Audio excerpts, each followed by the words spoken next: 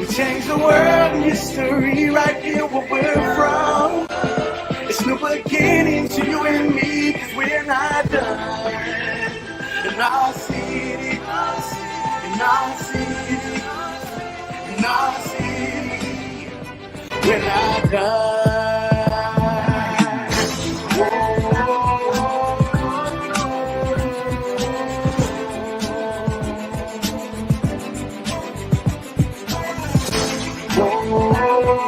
I appreciate that.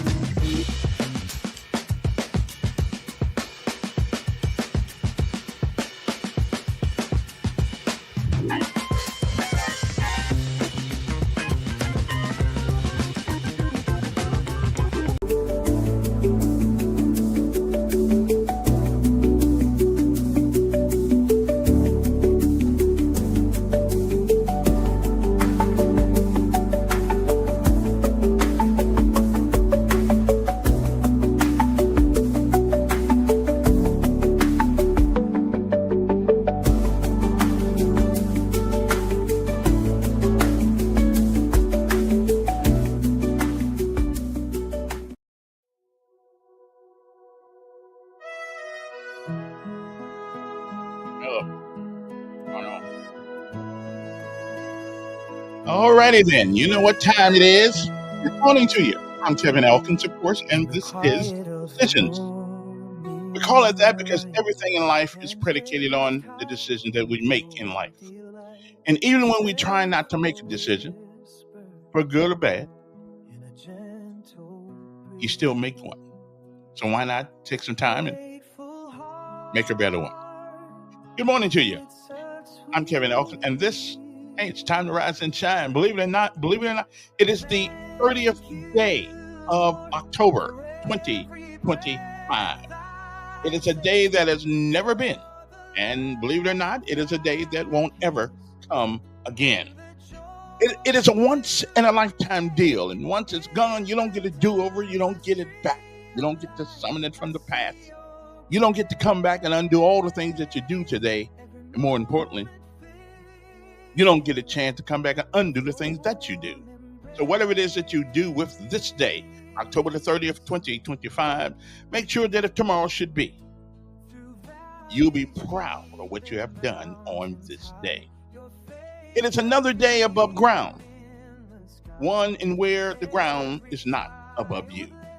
I'd say that's a lot to be thankful for. So before you get this day started, give thanks to the Creator who made it all possible. Good morning to you. It is time for our daily bread, and when we come back, and I can't play the Armed Forces song anymore. They keep dinging me. I don't know why they keep dinging me. Facebook keeps dinging me, and so I guess I got to get some permission to play the song that talks about people like me. You know, all of us who wore the uniform. I guess I don't hold no weight no more. So they're sticking the meat to me, but that's okay. I'll still play something, a message today, which is to be kind. Something we all could do a little bit more of, and something. And right now with the SNAP program, all are gonna have to do a little more, I guess. Yeah, because we may have to feed some people, and we're gonna talk about that a little bit more today too, and some of the hyperbole that's going on about it. But right now, our daily bread. It's what's up on the menu next, and we'll be back in a few minutes, hopefully. So you guys hang loose. Don't do anything that I wouldn't do, at least not this early in the morning. Anyway, okay. So we shall return.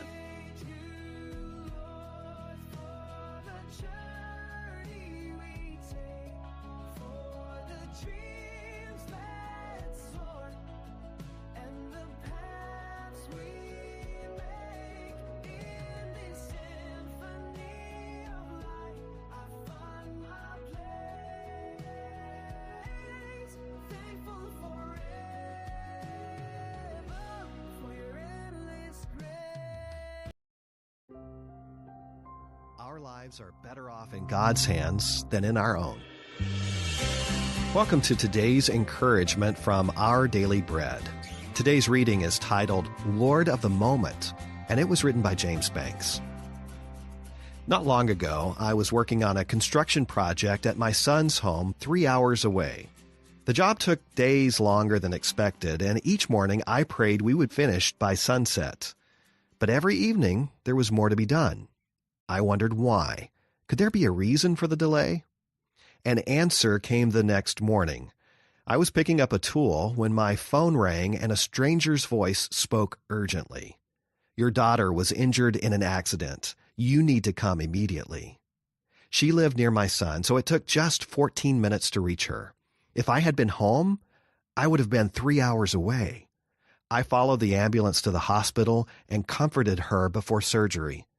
As I sat holding her hand, I realized if my project hadn't been delayed, I wouldn't have been there.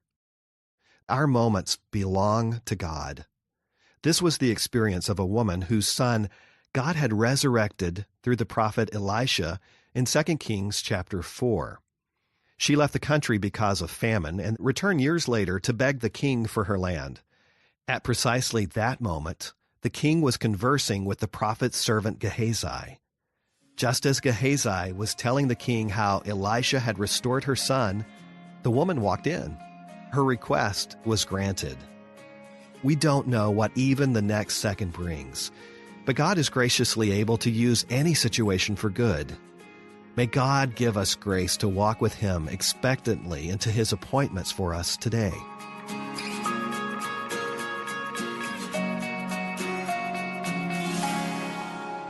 Today's Our Daily Bread devotional scripture reading is from 2 Kings chapter 8, verses 1 through 6.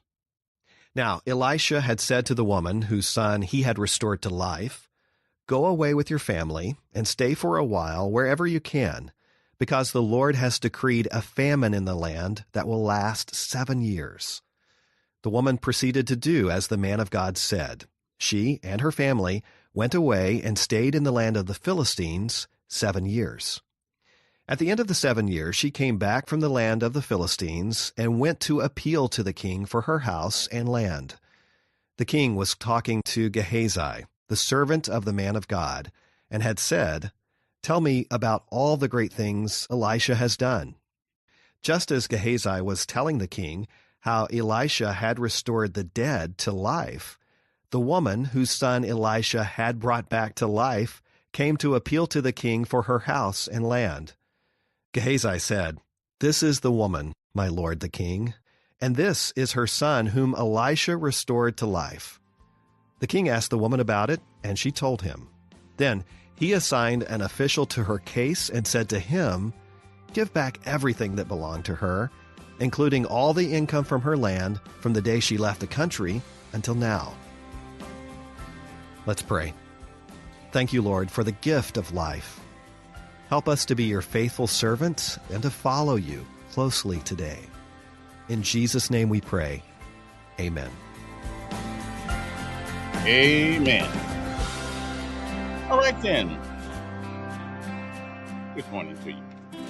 Okay. Today's encouragement was provided by Our Daily Bread Ministries. I got you. Now, I don't get to play the Armed Forces song today because Facebook keeps dinging me for playing it, saying that I'm the owner of the music or whatever is complaining. They hate complaining. But anyway, we'll figure that out next week. We'll get us something else to play. Okay, I'll come up with my own Armed Forces thing or something like that. That way they can't say that I'm stealing it from anybody. I'm not stealing it from anybody. But you would think that they're talking about people like me and others and millions of other guys and women who serve this nation. You think brother be able to play it, but that's okay. I'm gonna see if I can do it again. But we'll figure something else out next week. I know what I do. I'm gonna get AI to compose me a song about the armed forces. Yeah, that's what I'm gonna do. Okay, yeah, and let them tell me then I'm breaching somebody's whatever it is I'm doing. Anyway, good morning, Andrea Jackson. How you doing this morning? Hope this day finds you well. Anyway, so now our message for the morning is to be kind. Because you know what? There are a lot of things we can get too much of. We can get too many pats on the back. We can drink too much water. We can eat too much food. We can be mad too much. We can even be overly happy, elated too much. But the one thing we cannot do without, and the one thing we never get too much of because we're human beings and we are prone to open our mouths at the wrong time, like me, and things of that nature. The one thing we can never have too much of, and that's the kindness of others. And during this time of year, most of the time we start to get into that mood. I wish we could take the attitudes of people between Thanksgiving and Christmas and the first of the year and open a bottle and let a little bit of that out each month. But we can't do that. So I'm glad it's getting about that time of the year. At least everybody becomes, at least for a little while, everybody becomes on one accord. So that's good. Kind of like if Alabama's in the national championship, even Auburn fans go for them. So I'm good. Anyway, so this is called Be Kind. Then we'll come back to some things of today, a little bit about the SNAP program. Something KK Middleton, local pastor KK Middleton, put on the Facebook page, and I think it was interesting. Also, Helping Hands Good Neighbor Award. We're gonna try to do that again. That starts next week, where we collect money to help people during Christmas and during Christmas, stuff like that. But it's an unusual type of charity. If you never heard about it, it's a little bit different than most charities and stuff like that. But I'll tell you a little bit about that. But right now, to be kind is what we want to do. So listen to this. This ought to bless your soul and bless your heart. And maybe, just maybe, today when you have an opportunity, you'll reach out and be kind to somebody because you heard this, okay? It always changes my mind. It always motivates me to do something every time I hear this, okay? Although we should do this when we don't hear it too, but hey, what can I tell you? The days are long sometimes. So anyway, so enjoy this, and we'll be back.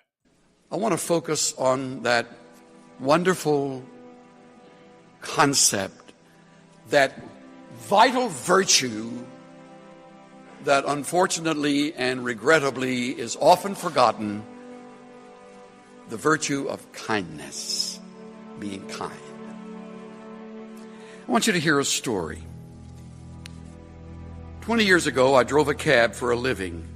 When I arrived at 2:30 in the morning, the building was dark except for a single light in a ground floor window.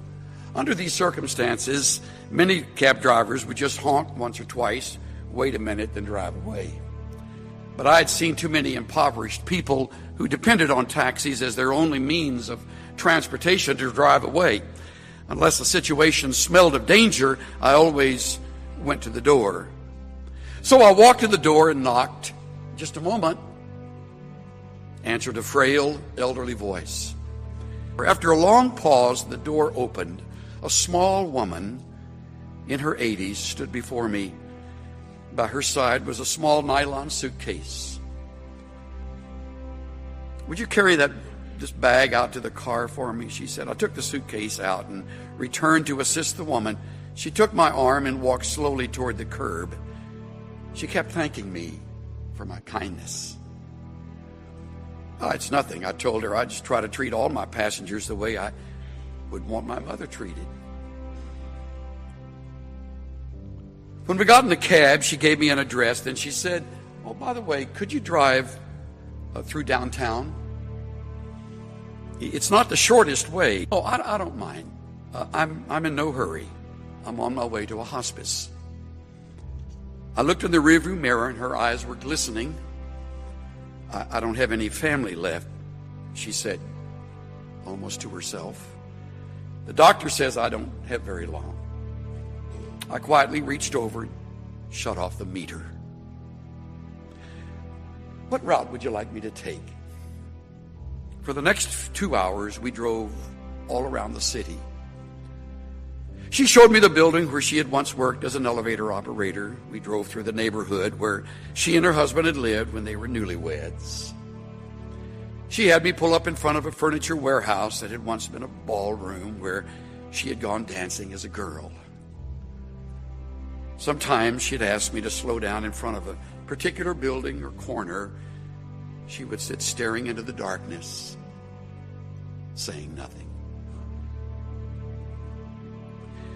As the first hint of sun was creasing the horizon, she suddenly said, "Okay, I'm ready. Let's go now." We drove in silence to the address she had given me. It was a low building. 2 orderlies came out to the cab. As soon as we pulled up, they were solicitous and intent, watching her every move. They were expecting her. I opened the trunk, took out the small suitcase, carried it to the door. The woman was already seated in a wheelchair. "How much do I owe you?" she asked. "No, you don't owe me anything," I said. "Oh, you have to make a living," she answered. "Oh, there are other passengers," I responded. Almost without thinking, I bent over and gave her a hug, and she held on to me tightly. "You gave an old woman a little bit of joy," she said. "Thank you." I squeezed her hand, then walked into the dim morning light. Behind me, a door shut. It was the sound of the closing of a life. I drove aimlessly, lost in thought for the rest of the day. I could hardly talk. What if that woman had gotten in an angry driver earlier that morning, or one who was impatient? What if I had refused to take the run, or had honked once and driven away? On a quick review, I don't think I have done anything more important in all my life. I love that story. Sort of helps me allow life to make up its mind again. You need to remember that story. The times you will want to be anything but kind, because it is so much easier to bear a grudge and hate in return, or get back, or get even. Hate destroys the vessel it's kept in. Revenge never healed a wound. There's one thing all of us have in common: we've been mistreated by somebody. Some of you have known abuse, misunderstanding, and all of this has a way of siphoning your tank of kindness. It can make you hard. And you can get on with hard. You can get along with it. In fact, some will even respect you more because you're tough. But I urge you not to be. Be kind, tenderhearted, forgiving one another. When I'm truly free of revenge and bitterness, there is plenty of room in my heart left for kindness. And not until. Do what's right. Do justice. Love kindness Walk humbly with your God.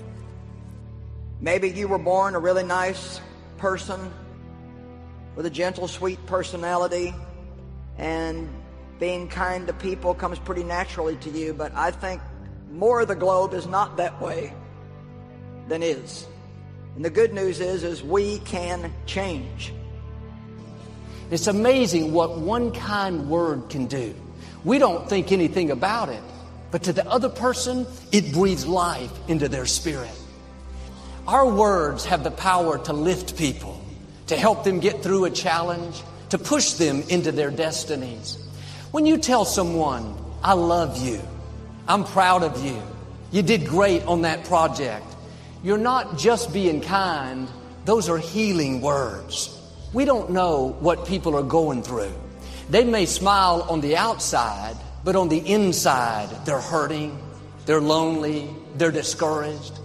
Many people have wounds from the past, wounds from a relationship that didn't work out, wounds from people trying to push them down. Just a simple word of encouragement. I believe in you. I'm praying for you. A simple compliment. You look beautiful today. It's no big deal to you, but to them, it's helping heal the wounds. It's lifting their spirits. It's causing them to believe in themselves. Your words can be what keeps them moving forward. And God puts people in our lives on purpose so we can bring healing. Letting people know that you care does more than you imagine. You have the power to put someone on their feet. You have the power to keep them from falling into depression. You have the power to cause them to pursue their dreams. Be free with your compliments. You can think well of your friend all day long, but if you never tell them, they'll never know. God wouldn't have brought it up if He didn't want you to tell them. He wouldn't have put that thought in you if the other person didn't need it. You may not know them. It may not make sense to you, but God knows what He's doing. There's a reason they need your healing. Don't withhold it. Don't try to reason it out. In my early 20s, a young man started coming up to the gym to play basketball with us. He was a loner. He was very unfriendly, very cold. He never talked. Even during the games, he wouldn't interact with us. Most of the guys just ignored him. But something down in here told me to reach out to him and make him feel welcome. I found out that his name was Bo. When he would come into the gym, I would go over and say, "Hey, Bo, it's great to see you today." He never said anything. He just hit his chest twice and walked away. I didn't know what that meant, but I hit my chest twice and walked away. This went on for several years. I saw him 4 or 5 times a week. Well, I stopped playing basketball there, and I hadn't seen Bo in over 20 years. One Sunday, he showed up at church. I saw him afterwards. I thought, where do I know this guy from? He said, "I'm Bo. We used to play basketball together." That's the most I'd ever heard him talk. He went on to tell how he grew up in the projects. At 14, he started living on his own. Nobody wanted him. He never felt loved or accepted. He said, "One of the main reasons I went up to the gym was to hear you say, 'Great to see you today,' because nobody had told me that they were glad to see me." Those simple words, letting him know that I cared, were like life-giving water. Today, Bo is married. He introduced me to his children. He's setting a new standard for his family. What am I saying? Nobody is in your life by accident. Don't ignore what you feel on the inside, that compassion to encourage them, that desire to be their friend. Take time to make them feel loved. It doesn't have to be something big. Just good to see you. I believe in you. I'm praying for you. Just let them know that you care.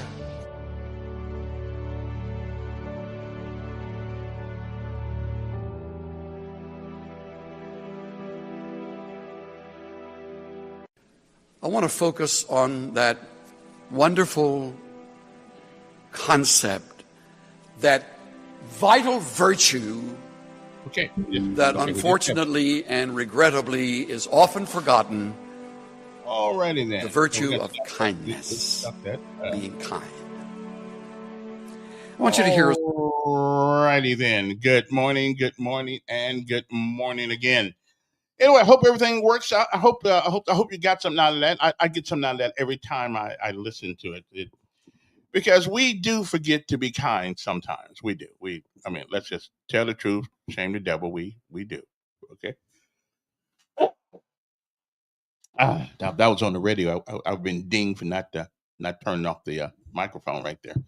Anyway, good morning to you. All right then. Well, what are we going to talk about that? Well, we can talk about the shutdown if you want to, food stamps. But yesterday, I'm sitting there on the computer thing, and KK Militant put a post up yesterday. KK Miller's a local pastor here in Montgomery, a pastor outside the box. I'll put it to you that way. He's not one of them fire and brimstone pastors, but he's a guy that I think more or less teaches you the lessons rather than not necessarily the hollering and at you and all that kind of stuff. So we don't want to. But anyway, good guy, good guy. Now I got him last week because he did something that I didn't like, but that's okay. He didn't really. I don't think he got depressed about it or anything like that. But he put something on, and we all need to think about this. Well, everybody's going around whining about SNAP and all that stuff. I mean, listen. I've seen some people on Facebook and on I mean, these are real people doing all kind of crazy things because they haven't got the card. I guess I don't know how it works. I guess the card gets loaded with food stamps or money. Um, mm, well, good morning to you there, First Sergeant. We appreciate you. Always been a man of support. And him and I disagree on some philosophical thing, but for the most part, I'd have been at E7 if I'd have worked for him in the Corps. I know I would have made. I would have either made E7 or else I'd have been put out. But that's okay. I do miss. I wasn't a Marine. I still want to wear one of those. Every time I think about the Marines, I keep thinking about that uniform that I always wanted to wear. It's a long story. You don't even want to hear it anymore. I've been telling everybody for 35 years this story, and most of them don't even believe me. So it's true. But it's true. But anyway, so Middleton said, and it made sense to me. How in the world can you have 3, 4, 5, 6 kids, and they can't help buy you groceries? Even if you got 1 or 2, how in the world can we not do that for our parents? If you know your parents are at home and they don't get much Social Security, especially if you're older parents. I mean, people my age, if their parents are alive, they're in their 80s, maybe 90s. It makes a lot of sense. Why can't we, do our parents just get old and we just forget about them? I mean, is that the way that works? I don't think so. It's not supposed to work that way anyway. So rather than whining about the government, maybe we need to do what we used to do back in the old days: honor thy mother and thy father, and thy days should be long upon the earth, and buy them some groceries. And they don't really have to be your mom and dad. Okay. You don't have to be. Well, I'm gonna invite him in in the during my next break here, see if he wants to come on. But and here's another thing: when we say parents, it doesn't necessarily mean somebody that birthed you. But if they're older, if they're in their 70s and 80s and 90s, then okay, well, at least 80s and 90s. I think 70 years old people still doing pretty much for themselves these days. 70 is the new 60, and 60 is the new 50, and 50 is the new 40. But we still don't want to go all the way back to our teens, okay? Because no sense being stupid twice in life. But anyway, yeah, I think I left him a message the other day, as a matter of fact. But I think what he said is absolutely good. So let us think about that today. Let's look for some old folks in your neighborhood who maybe need some groceries, whether or not the food stamp thing is out or not. Okay, it doesn't make any difference. But if you got parents I mean, shame on you if you don't go by and check on them and see that they're doing okay. And any old person, because all of these old people, every last one of them, paid the price, especially down here in the South. They paid the price for some of the things, a lot of the things we're able to do without fear of prejudice and bias. And yeah, they're going individually. Yeah, you may, but they changed the culture down here, and that's white and black people. Okay, so let's not. Okay, yesterday, I was on Hagler show yesterday. I mean, I can't be black folks get mad at me because I'm not mad at all the white people. It just amazes me. I'm not mad at anybody. I try to be kind to everybody. I mean, y'all got some issues down here. Y'all need to go. Y'all need some therapy. I mean, I realize what it used to be, but it's not that. Y'all, some of y'all got the white people drain syndrome or something. I don't. So anyway, now let me keep going on. I don't judge anybody by their color, okay? Unless they got like all that stuff all on their face, all them tattoos. Then I talk about you really bad. Then you change your hair. I don't even have a problem with strange hair. I told my son Z and both of them when they were in school, I said, listen, if you want to wear your hair kind of crazy, that's good, but there better not be nothing less than a B on your report card. Okay. Okay, I'm just saying, So,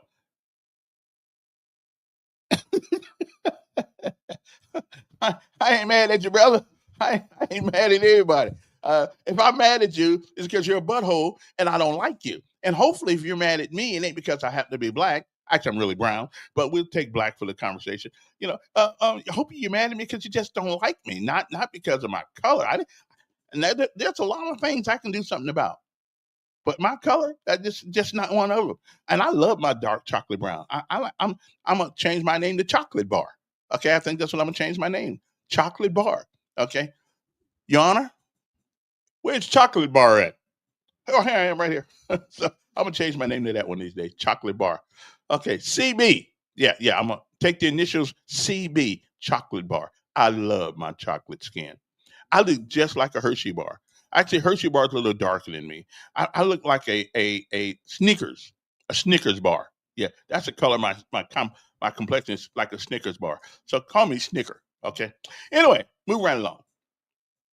So we need during this time of stress for a lot of people.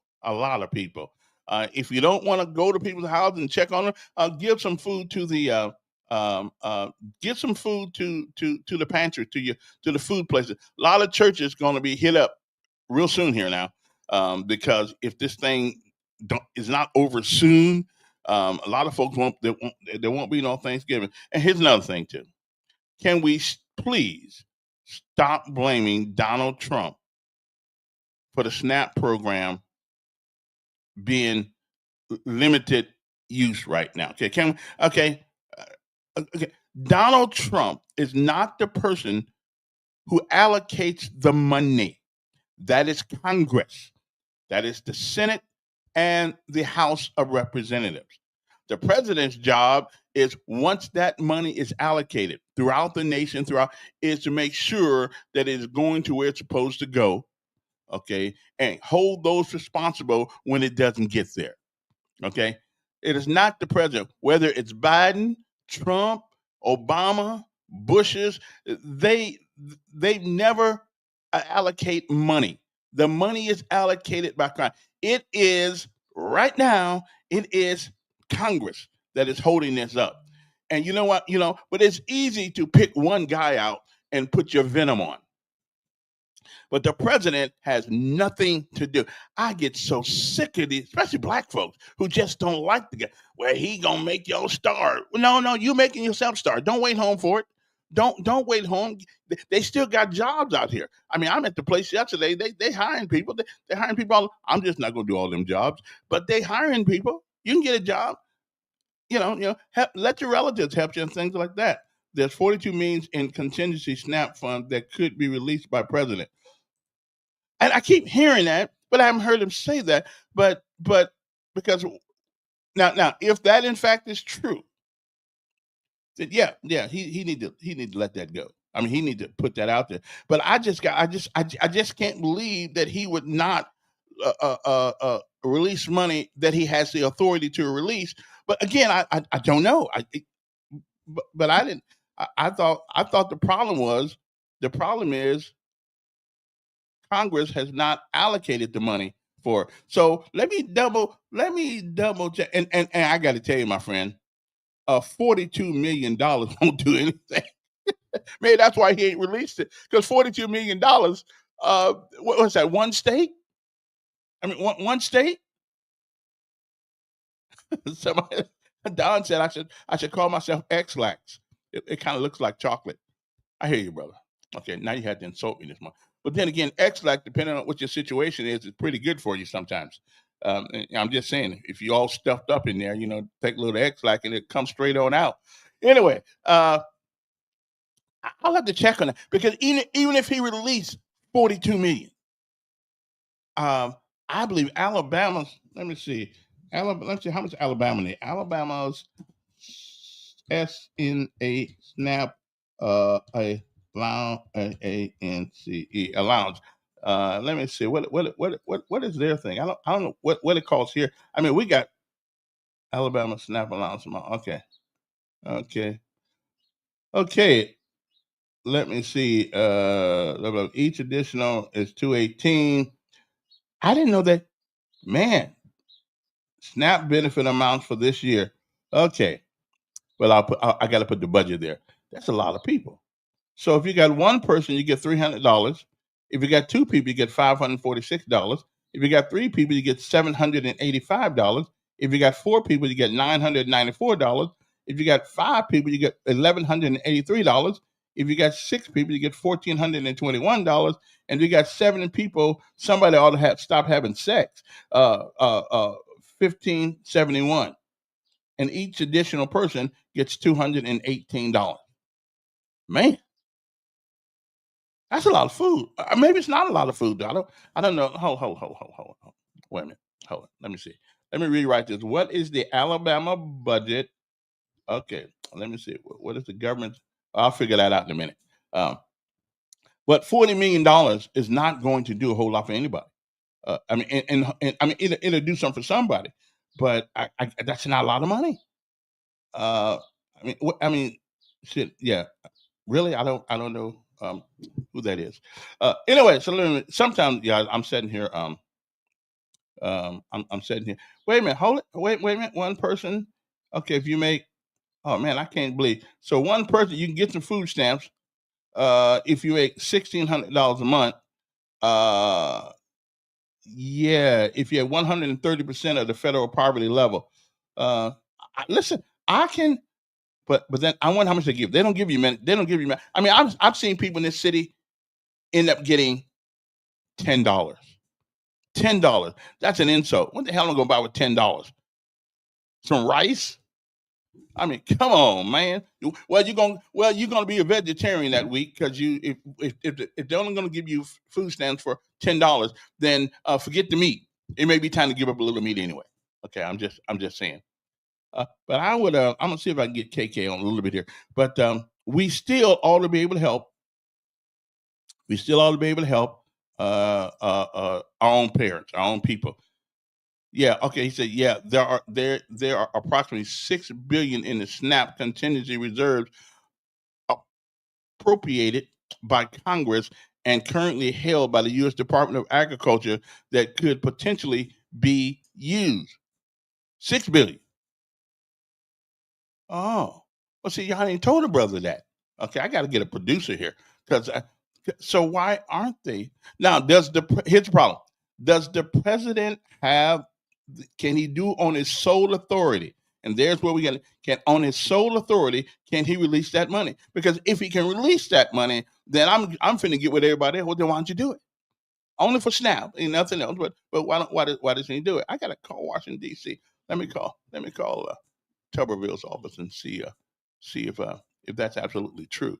Because if that's the case, then the president, I believe, is somewhat. Yeah, he's somewhat. I mean, he can do something about this. Yes, yeah. There's six. I know no 40 million. 40 million won't do anything. However, $6 billion. Really? Are you sure about that, Greg? They got $6 billion in SNAP contingency reserves appropriated by Congress and currently held by the U.S. Department of Agriculture.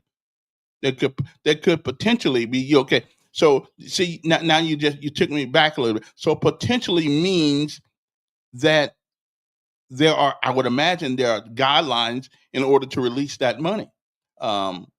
Natural causes, I don't know, maybe a natural disaster, like what happened in Jamaica the other day, or places like that where people are interned or lost their homes and things like that.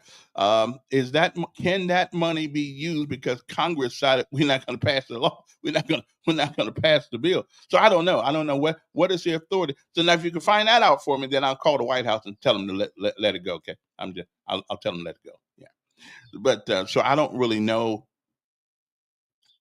because you said potentially that could potentially be used. So when you add that qualifier in there, then that means that he just doesn't have the random authority to release the money, right? I mean that's true, I guess. So we need to find out a little bit more, okay? And really, I read 42 million ain't gonna do it. That won't do nothing for anybody. I mean, if you start doing that, somebody be headed down the highway right now trying to go in Michigan and steal their money, steal their food stamps. So now I don't think. Nah, call yourself Hershey. I can live with Hershey. Hershey looks good. Don says I need to call myself X-Lax. Yeah, it comes in chocolate. Okay, whatever the case may be. You guys kind of mean this morning. Yeah, y'all mean. Yeah, okay. And let's see, Ken says, Glenn says, I'm white. Are you mad at me? Hey, I'm not mad at anybody. If I am mad at you, it ain't because of your color. Okay. It would be hard for me to be a Marine. It wouldn't be hard for me to be a Marine. I went to the Rangers. Believe me, I could have made it to the Marines. Because not only did I have to go through basic training, I had to go through, when I got to Fort Lewis, baby, I had to go through RIP, which is Ranger Indoctrination Program, for a month. Trust me, which is tougher than the Marine Corps thing. Okay. Okay. I'm just telling you. Had to swim when I couldn't swim. Okay. Okay.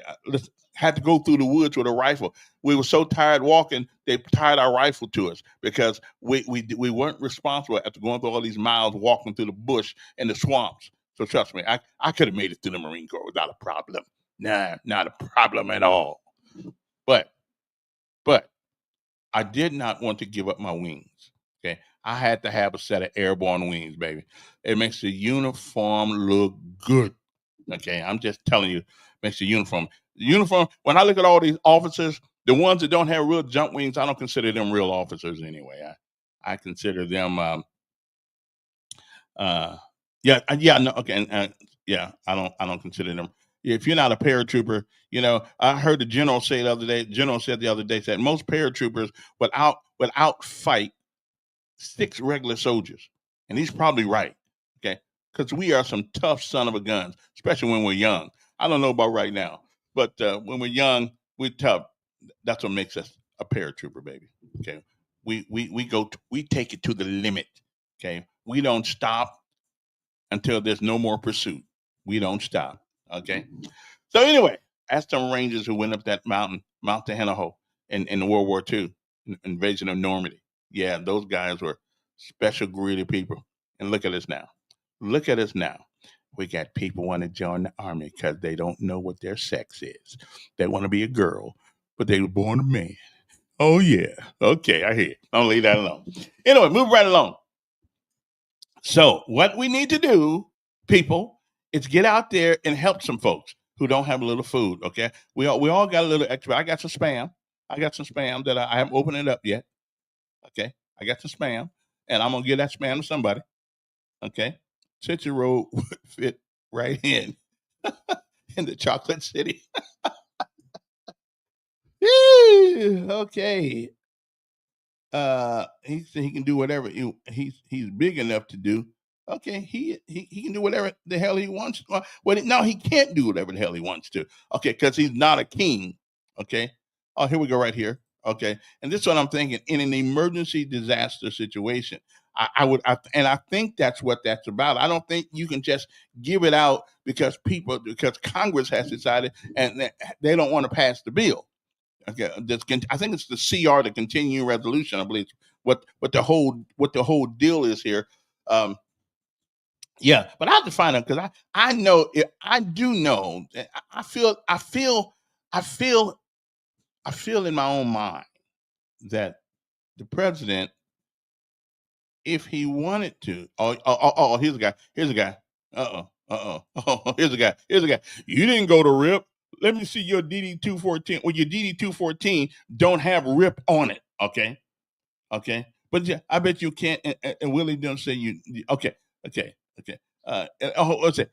I bet. What is it? I bet your. See, you gotta start writing the words so I can read them, brother. I bet you're with Camp. Okay, get Willie Doom to say you jumped from an airplane. Your kids couldn't even tell you. My kids wasn't even born. Matter of fact, I didn't even know how to make kids at 22. I mean, I heard about them, but I didn't. I was kind of slow in that area, so I don't know. I don't. They were so we would have had no kids at 22, but that's okay, brother. Listen. I am. See, it used to bother when you insulted me like that, but it don't bother me anymore because I understand you want some wings too, and I think when you went in the Air Force those many decades ago, you couldn't do it. I understand. Okay, I understand. Okay, so no, my kids wasn't even thought about, man. In jump school, I was 21 or something like that. Now, and to be truthfully, I didn't even I'm not afraid to admit this now. I didn't involve myself in grown up situation like that till I was like 22. Yeah, I didn't even get none. And I'm glad of it now. See, 'cause there are a whole lot of guys around here with a whole bunch of kids laying all over the place, and they can't do nothing with them. But anyway, so much for that. So let me clear up this thing about this about this about this uh, uh, this money for SNAP, because I do believe that if the president had the sole authority to let this money go, and I believe he would be even tougher with the Democrats because he could let the money go and he could feed people. So it must be a national emergency, I would assume, in order to let those things go. Now, somebody out there, find that out for me and let me know if that's true. It's got to be. He just wouldn't sit there. He wouldn't sit there with $6 billion that could feed people. Thanksgiving's coming up, Christmas, and not do it if he had the sole authority. I don't believe it would. Now, I could be wrong. So let me call. What's Tuberville's number? I'm gonna call somebody's number. Okay. Okay. So I'm saying you need to do what? You need Schumer and the hack to land and come on home. Whatever that means. And the hack. Who's the hack? Okay. I don't know. But anyway, moving right along. So to other things. So I'm gonna see if I can let me see if I can find my main man right there who put this on the thing. Let's see if I can get him on the line here, because he got a great idea, and I haven't heard anybody say anything about this, but I do believe that we can do much better by our older citizens than we do. And everybody who's an older citizen wasn't lazy. They just, if you're in your late 70s, early 80s, and 90s, you didn't have the opportunity. You didn't have the opportunity to make a lot of money on Social Security. As a matter of fact, I don't even know if they gave you back in the day, especially down south. I don't even know if they gave you a 3384 if they deducted. Hell, they probably didn't pay you enough to deduct anything out of. Let me see if I can find KK. I'm sorry, the person you are trying to reach has a voicemail box that has not been set up yet. Please try your call again later. Goodbye. See, see, that's the problem I hate with these new phones. Okay, we always putting people on okay.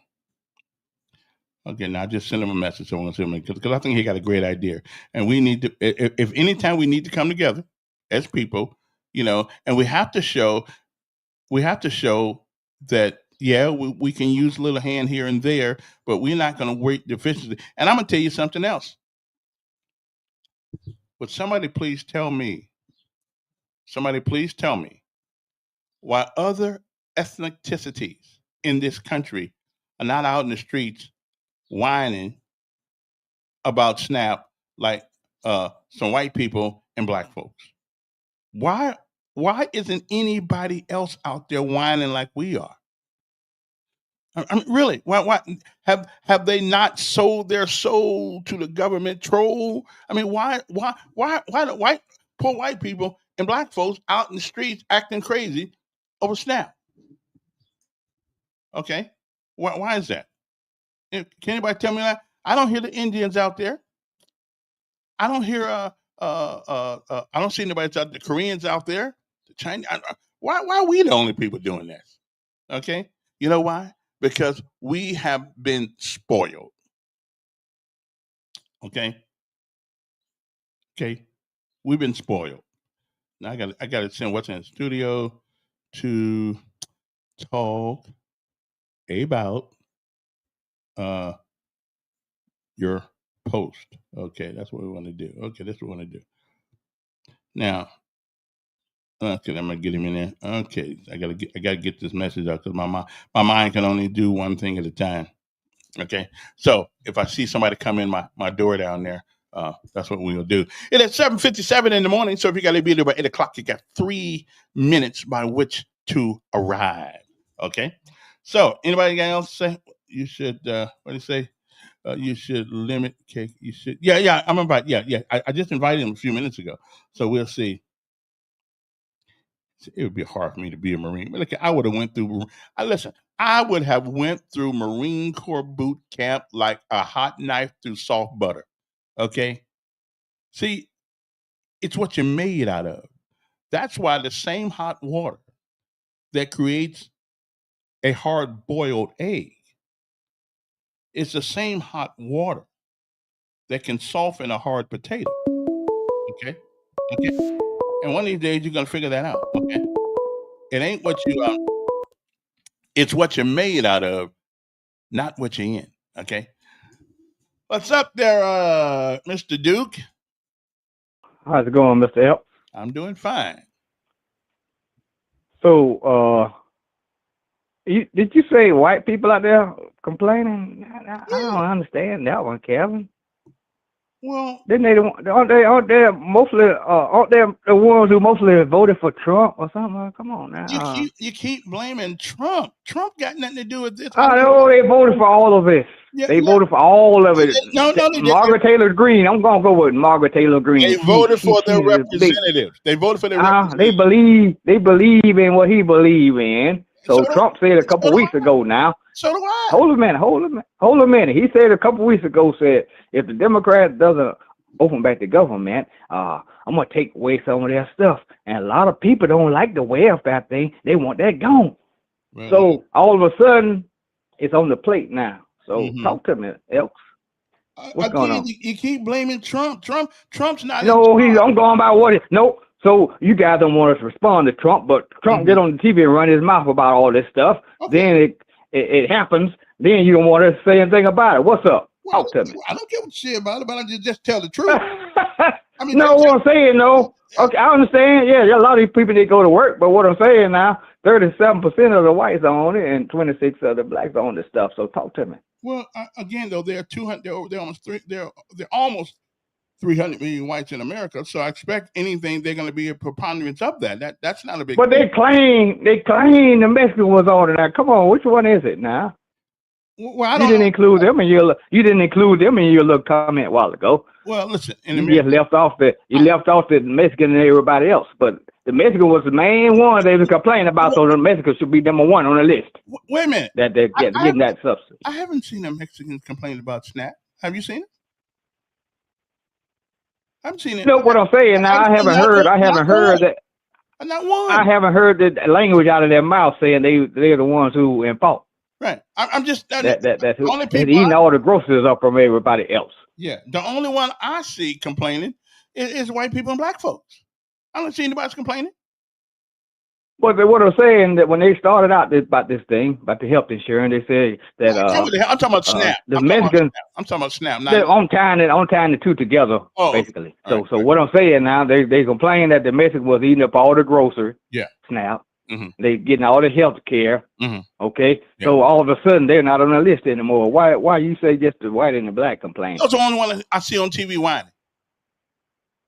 But who's getting it? Why they're not being talked about right now? Well, nobody's getting it right now. Why the Mexicans not being talked about? What I'm asking you, sir. But no, why aren't they out there whining? Because they're working. They're buying that. They're scared to say something. They're too scared to say something. Here they be attacked by the damn ICE folks. Well, they can't say nothing. Wait a minute. You know, like back in the day. Yeah, that means you remember back in the day that blacks get caught looking at other people and stuff like that and running their mouth, their house get burned up that night, won't it? Well, that means that they smart.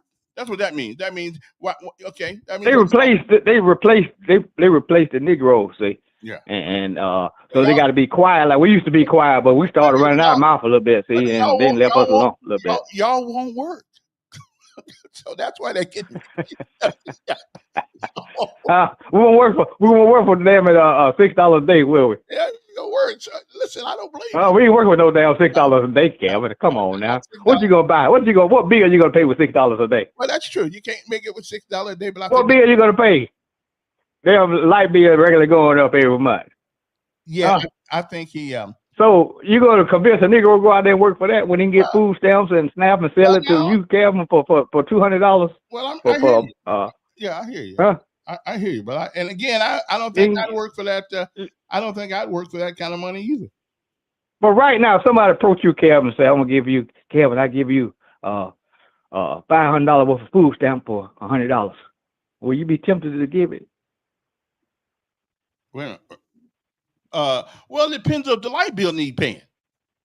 No, if somebody approach you right now and says, "Sir, I'll give you $500 worth of food stamp for $100." No, I wouldn't do it. I've been tempted to. No, I've been offered that many times. I wouldn't do it. I just. You wouldn't do it. You wouldn't do it. Because all you got to do is get caught one time. Then your butt. That one says that one. Then your butt. I wouldn't do it either. I wouldn't do it either. And then I'll be probably. Wait, then I'll be eating on the government show in jail. So now I let him keep. Commercial probably do it though, since he's so intelligent and everything. He probably do it. Yeah. Hey, appreciate it. Somebody came up with a great idea.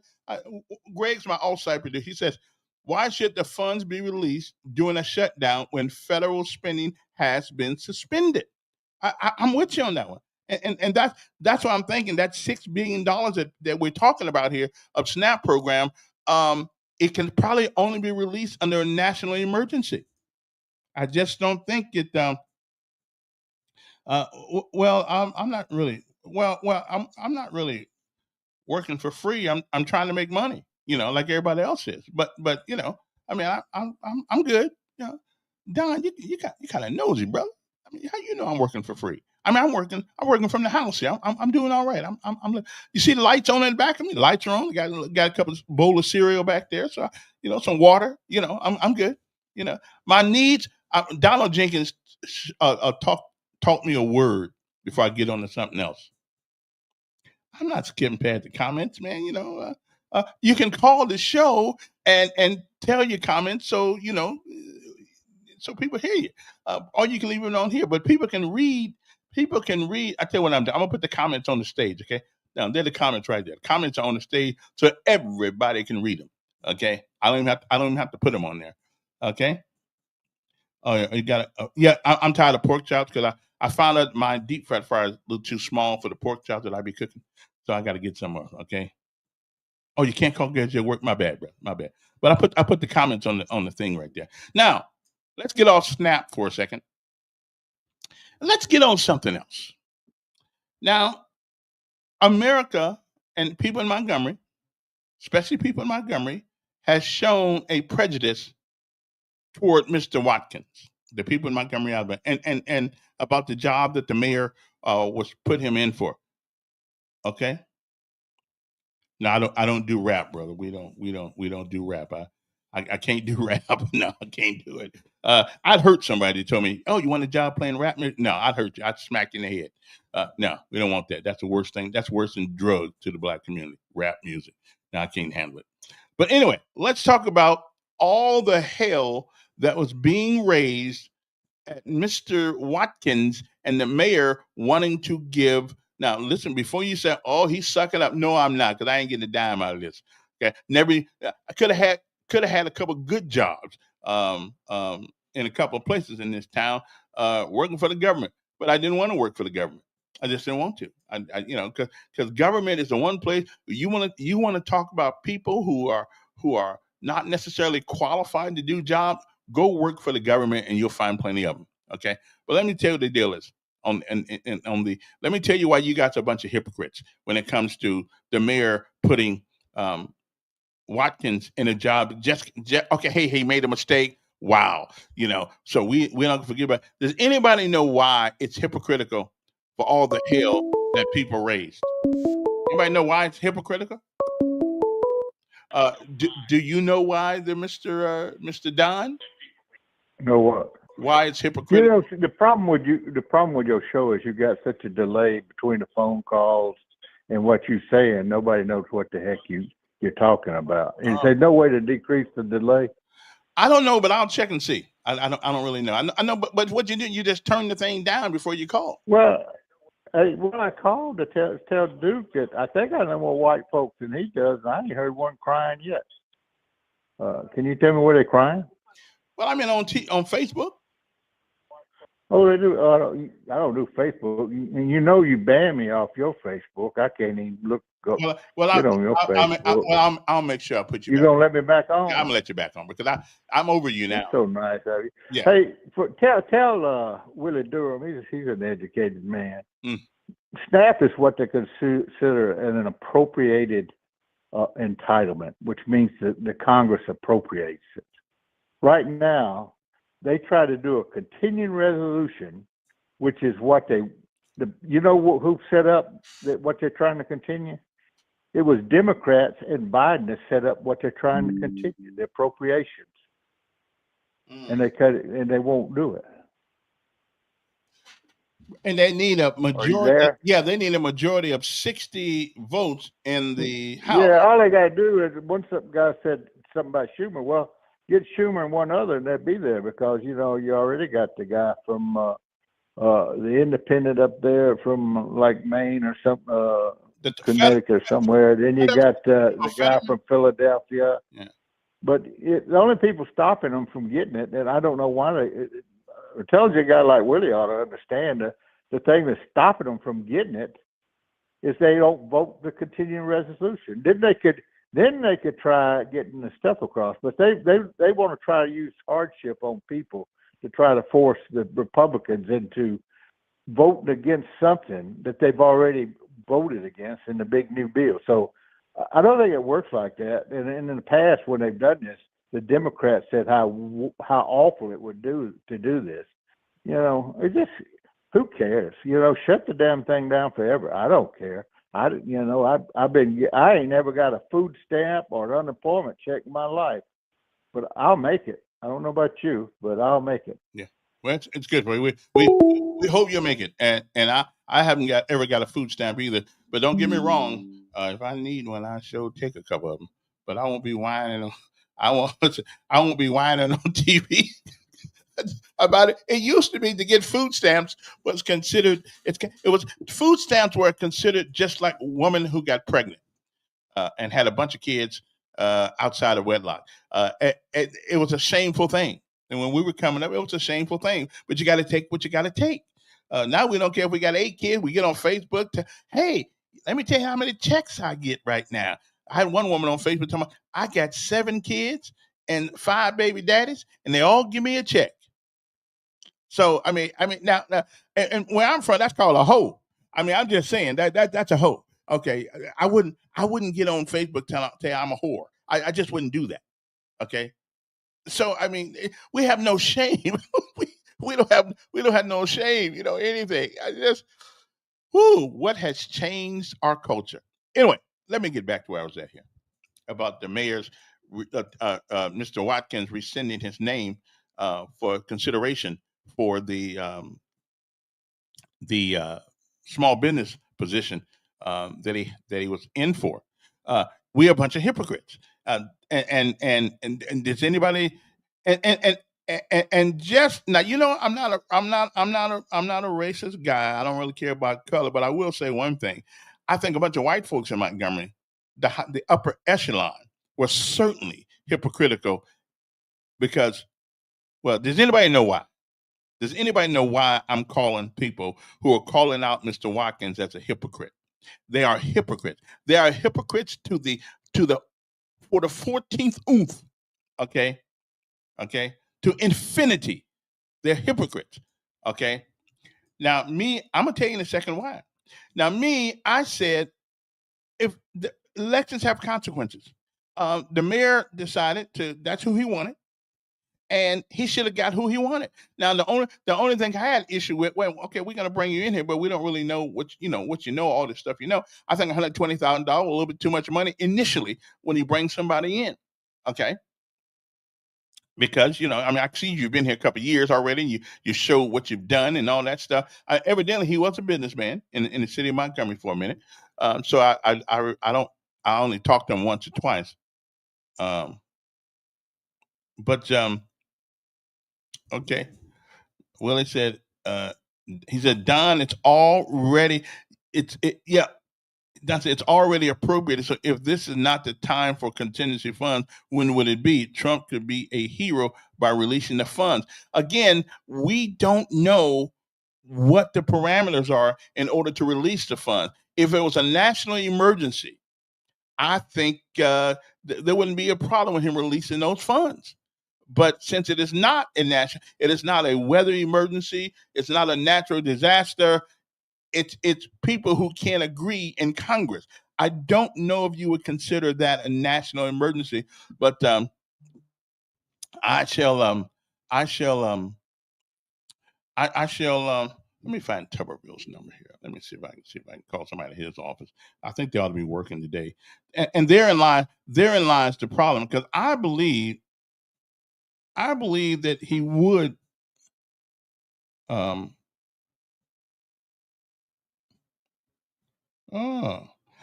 he would have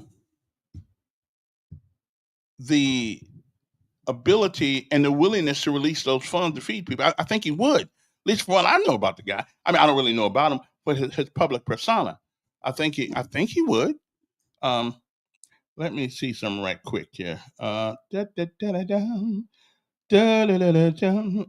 now let me see here. Now let me see if I find Tuberville's office right here. Because see, this is interesting. I just don't think that he probably doesn't have the authority. How do you spell Tuberville? T-U-B. Oh, there he is right there.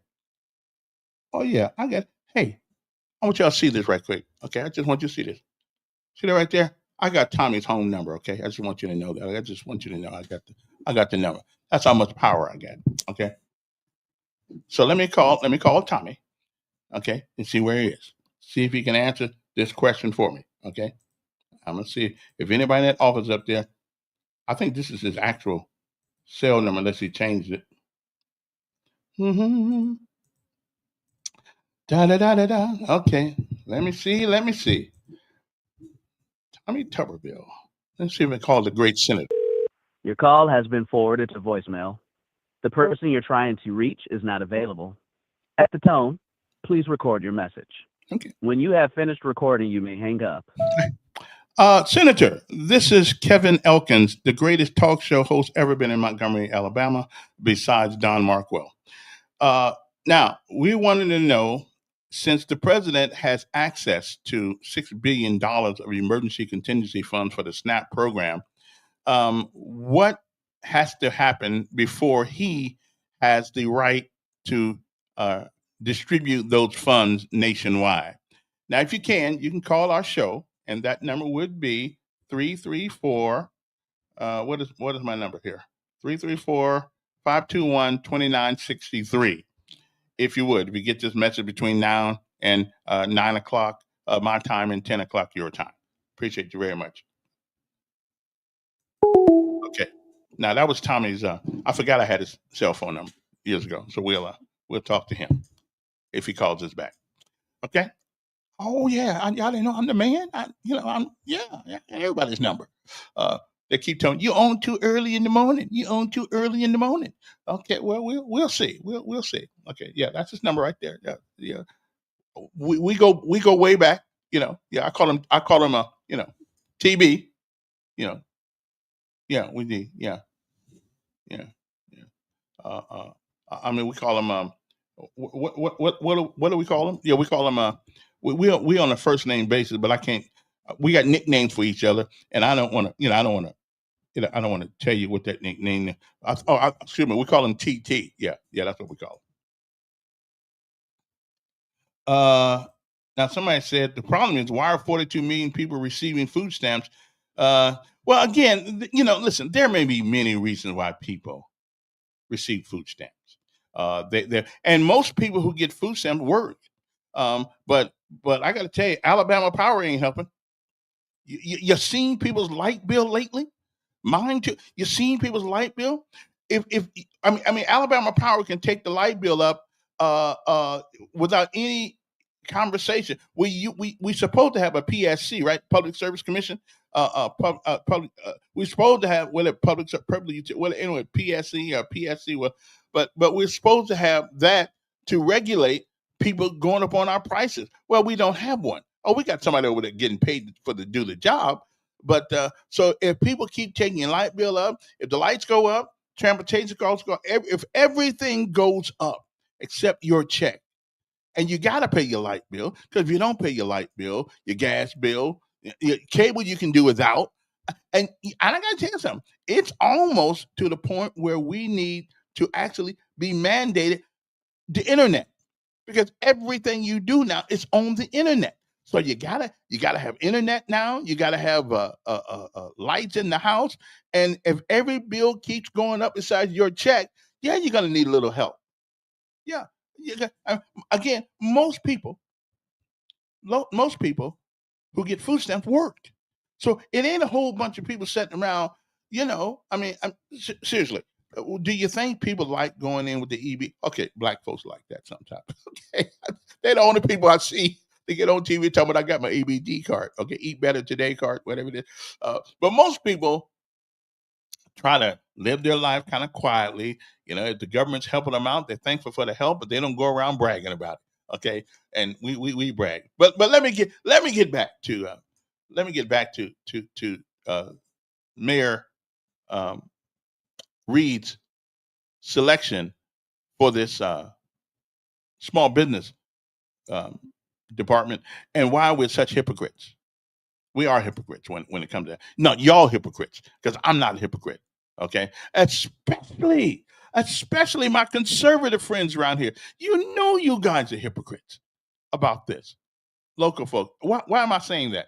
Well, who's in the White House right now? Think about it. Who's in the White House right now? Did he not? I didn't say he's guilty. I didn't say whether he did or not. I don't know, but he did get found. He was found guilty of 34 violations of the law. Now, I listen. I know it was political. There's no doubt in my mind, but he still got found guilty of it.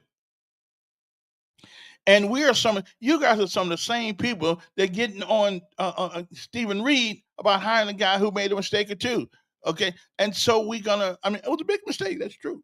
But it's a mistake that we really don't know all the things. When you get into a courtroom, people can turn your words around. They can make seem things the way they are not. So I don't even trust our legal system. I just don't. I don't even know what the word justice means anymore.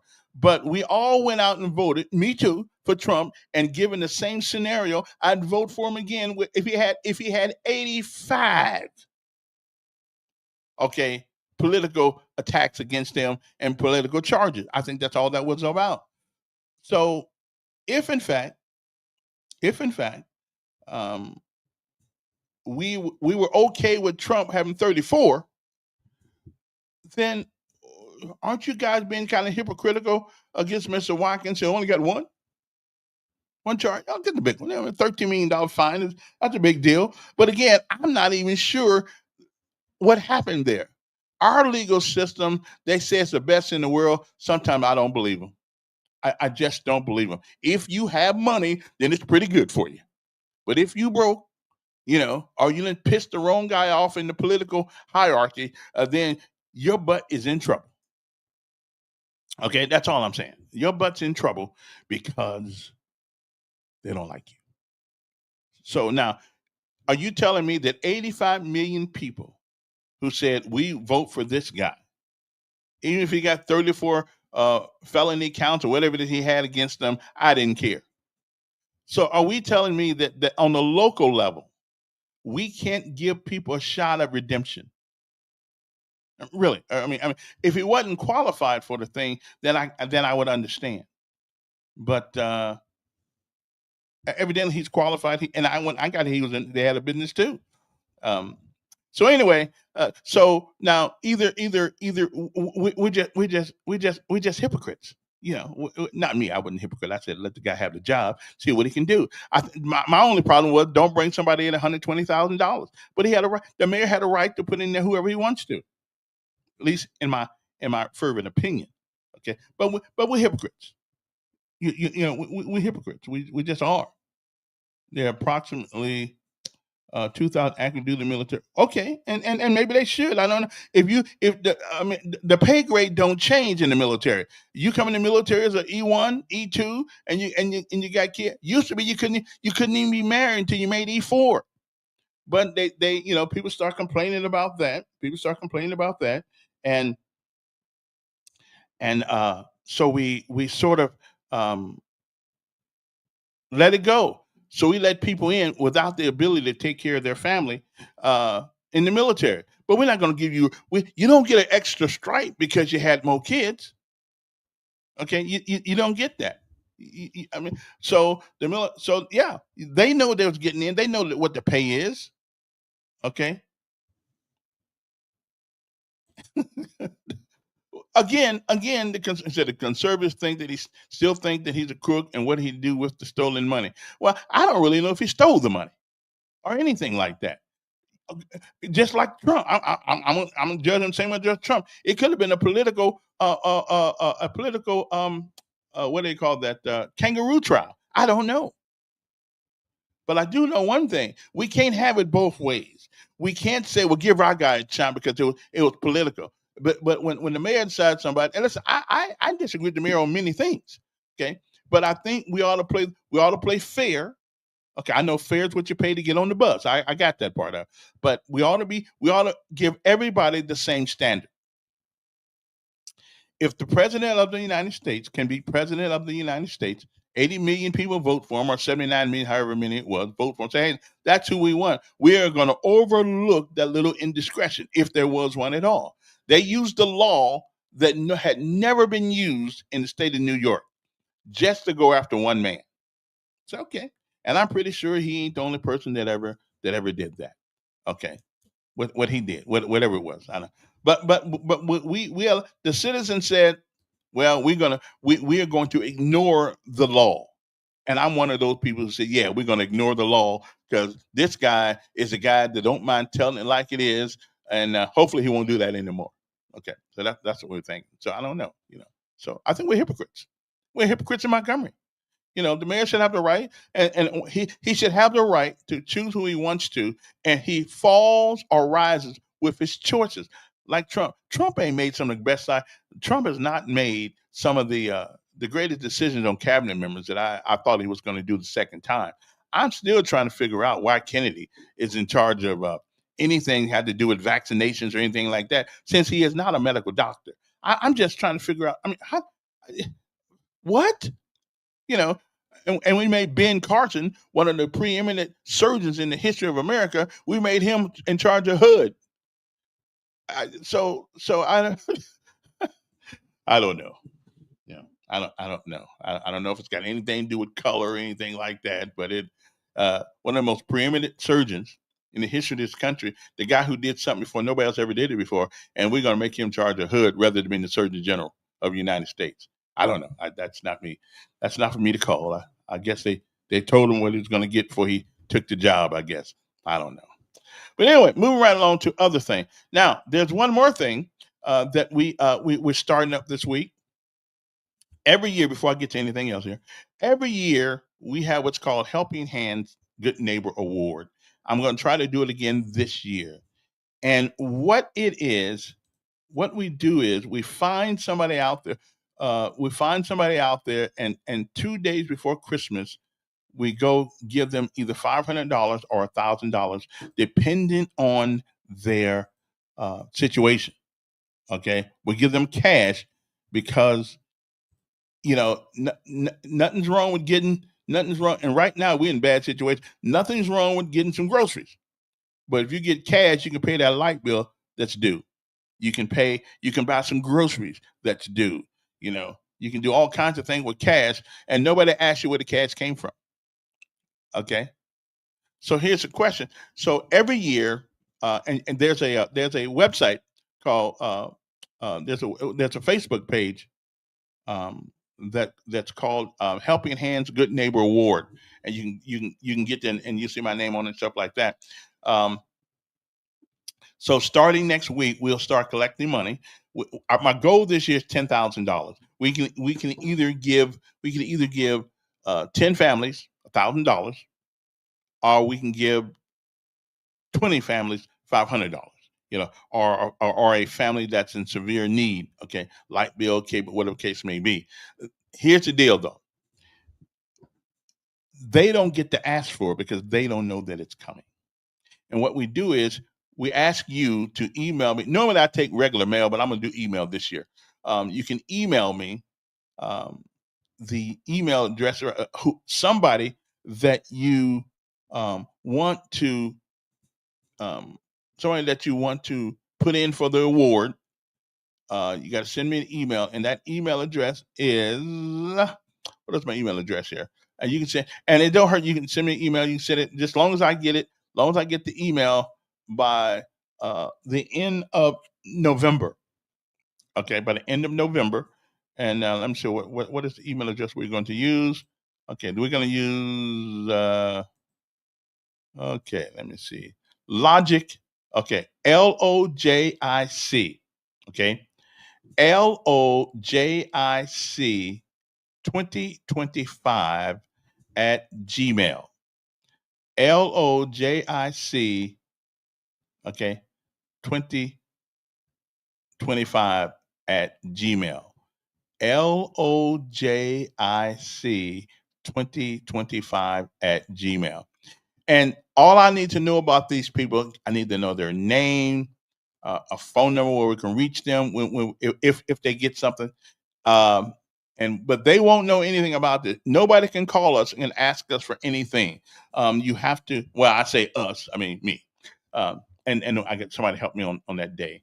But so I'm asking you guys to give a little money this year. Reach down your little. I know everybody's going to be asking you. Everybody's going to be asking you to do. I realize that's fine.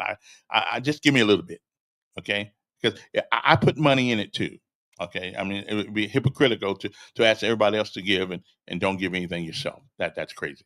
But anyway, so you send us an email, and here's the person. The person has to live within the county of Montgomery. Okay.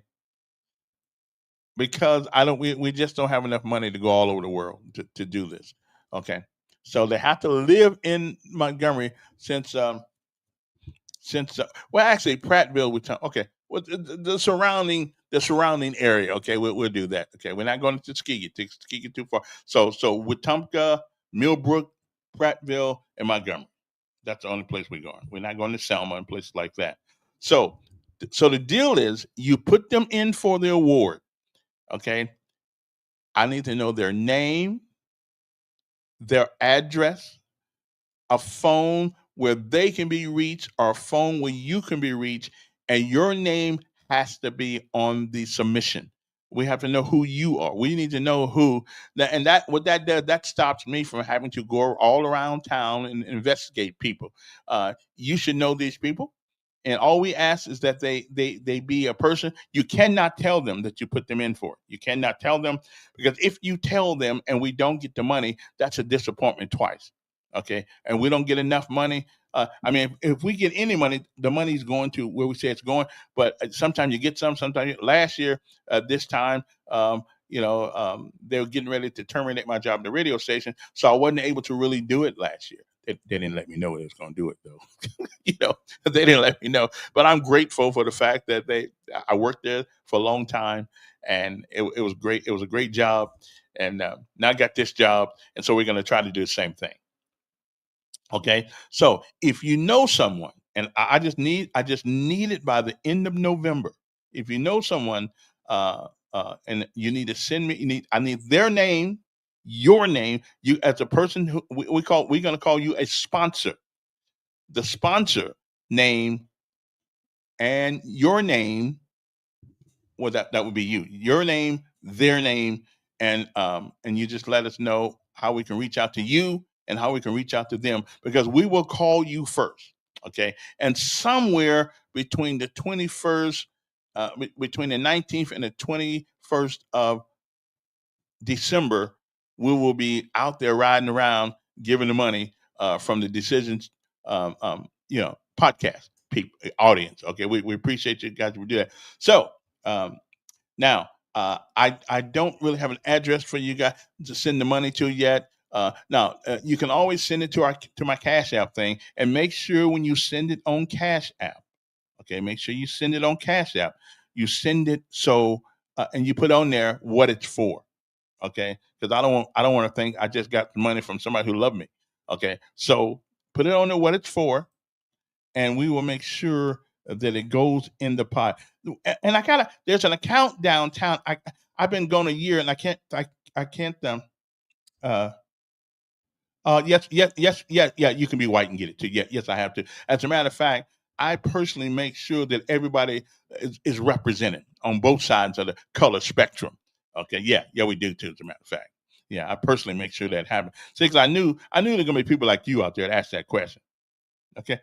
And if you want to listen, brother, I hear you. You listen. This ain't mandatory giving. this is just giving if you want to. Okay.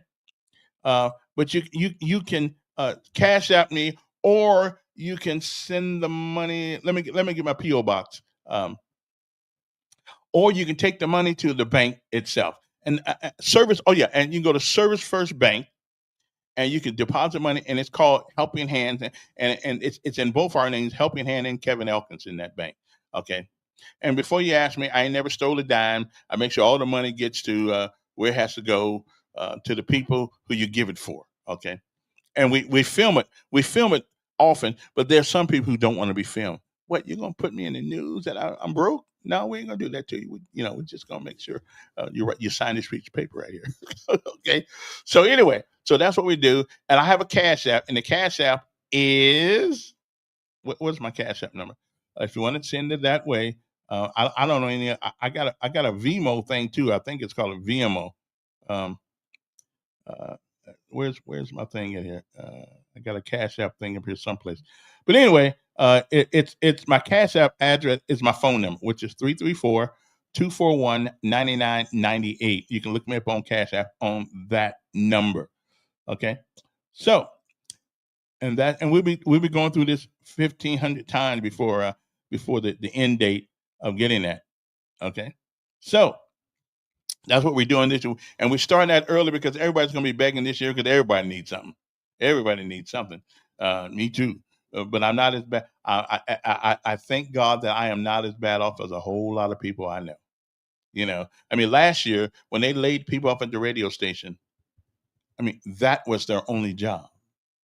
And, right like 3 weeks before Christmas, they laid people off. And I said, wow, me, I didn't suffer too bad. I suffered a little bit though. I had to park my car on a couple of streets over till I made sure I had the car note. I wouldn't have bought that new car again if I knew I wasn't going to have a job. But I did, so it is what it is. We live by the decisions in life that we make. Okay. So our message today was be kind. So today, you probably want to go. I don't know what I had a couple of preachers probably coming over there and showing. Then I sent I sent KK Militant because I thought he made a great idea. It's up to us sometimes to make sure our people eat. Okay. So rather than depending on the government, maybe they should be able to depend on us as their relatives. Okay, and things of that nature. All right. Now I won't be here tomorrow because I don't work on Fridays, but I will work the Friday of the last week of the Helping Hands Good Neighbor War. There's also a Facebook page called Helping Hands Good Neighbor Award. And so you can go there and check that out. And I think we got some videos on things on it, some of the things we have done. And so it'll be good. It'll be nice. And believe me, you will feel so good about yourself. Okay, you will feel so good about yourself. It's kind of like Hope Inspired Ministry, the organization I'm a part of. You know, we ask people to come speak to these people over there, not because what it does for them, it does something for you. When you can sort of help people, get back on their feet, it does wonderful things for you. Okay, wonderful thing.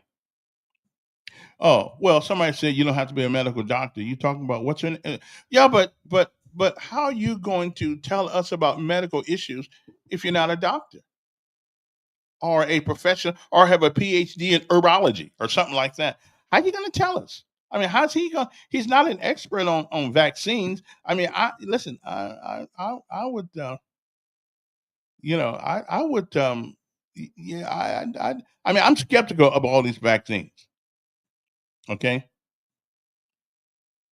And I'm skeptical of all the vaccines, but I took it because at that particular time, there was nothing on the horizon that was helping people. And a lot of people were dying.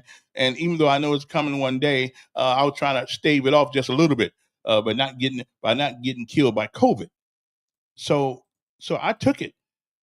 But now I'm not taking it anymore because I got some friends. Mickey McDermott took it.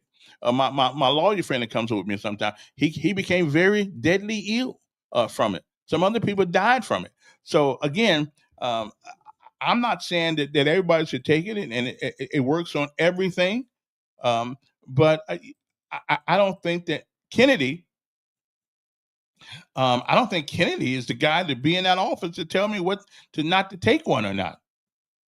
Okay, so I don't know. I mean, he doesn't have a medical degree. He doesn't have a medical background. I mean, he has an opinionated background. And I would imagine he's done some research. But research is only as good as the guy who's the research, who gave it to us. I don't know. So that's the only thing about him.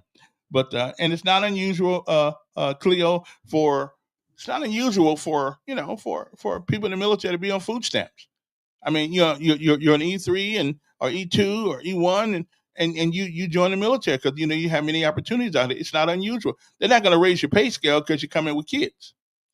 Okay, I don't even know how many kids you can have now. By the time you go in the military. Let me ask Siri this question right quick. Hey Siri, how many kids can you have to join the military and still join the military? Well, come on, man. Let me know. The U.S. military generally allows enlistment for individuals with up to dependents, including children. However, each branch has specific policies, and exceeding this number may require a waiver.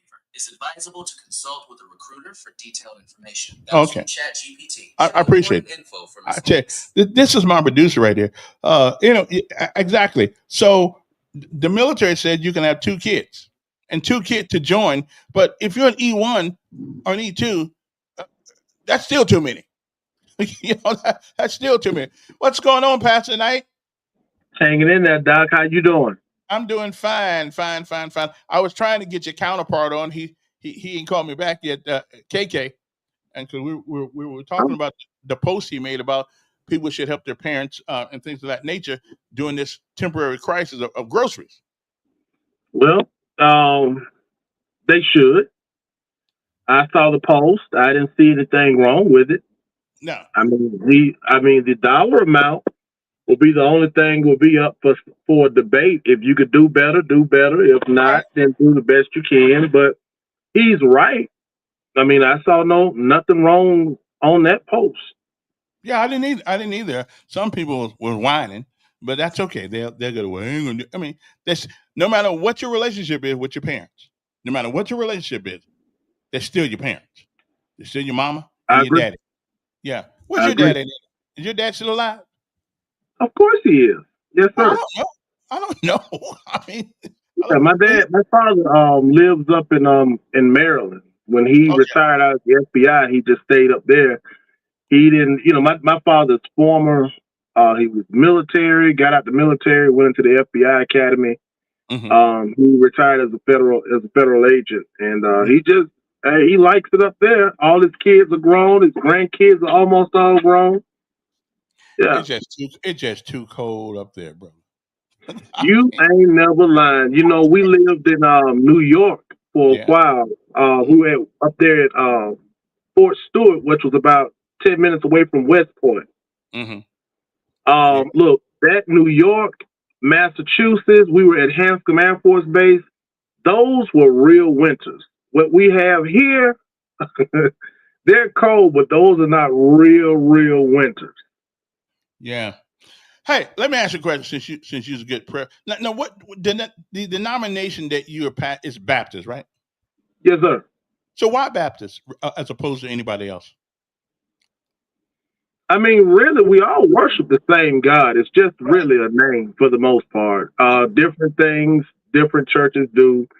You have different Baptists. You have missionary. You have primitive Baptists. You have Southern Baptists. You have Memorial Baptists. I mean, you got the denomination the denomination is just our belief, what certain things that we believe. But at the end of the day, we all preach about the same God. Is it after John the Baptist? Is that who the church is named after? John the Baptist? Yes, sir. John the Baptist is the one that baptized Jesus, for the most part, to my understanding. Don't take it. Take it with a grain of salt. Why did Jesus need baptizing? He gave us Christ. Got to keep in mind when Christ came. Christ came to give us the example to live by. Okay. Ever since sin entered the world, man had a complete disconnect from God. So keep in mind, everything that Christ did was to give us an example on things to live by.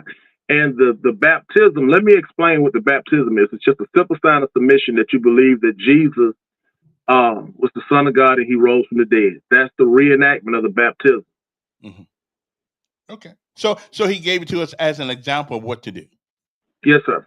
Okay. Let me ask you a question. A lot of folks in the South hold the Bible dear, and that's all some of them do, just holding it. With this thing with Mr. Watkins, he made a mistake in his earlier life, and the Bible doesn't tell us how many times we should forgive, does it? Yes, it does. It says 70 times 70 times 70, right? Right. So why is it that human beings, when they're on the other side of forgiveness, all of a sudden they lose their mind, and we don't want to give people a second chance? Well, the world is extremely hypocritical.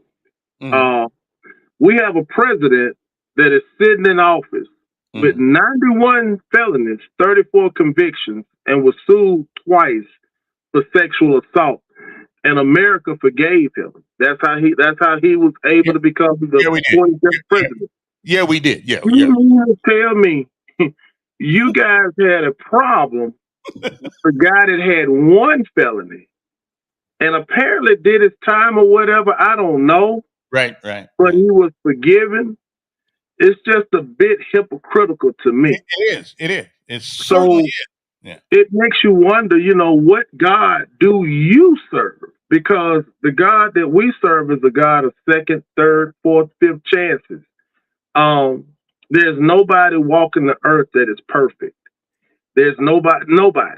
So and you know what the difference between a convicted felon, and me and you, Kevin? I didn't get caught. Exactly. When I was doing stupid Even things. with all of your listeners, I know you got people that are listening to the show right now that have claimed other kids on income tax. That's a felony. You got folks that have bought food stamps. That's a felony? Yes, sir. That's a felony. You're lying to the government. Oh, Lord, we got a lot of felons walking around here. Then. Okay, you got people that are buying food stamps. That's a crime. But they ain't buying them right now. No. If they were to disperse them on the first, you got some people that still go buy them. You got people that are embezzling money, robbing companies, stealing from companies, stealing from each other. In other words, nobody is perfect. From the pulpit to the back door, from the White House to the outhouse, nobody is perfect.